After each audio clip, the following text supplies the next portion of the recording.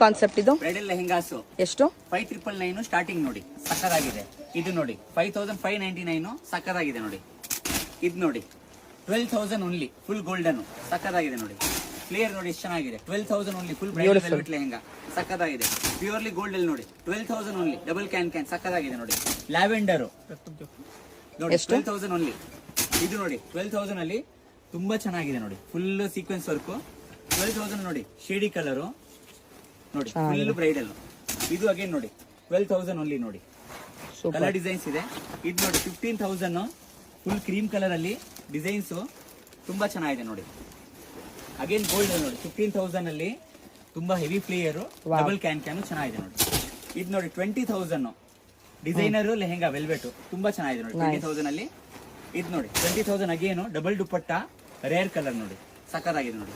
again ನೋಡಿ 20,000 ಅಲ್ಲಿ full heavy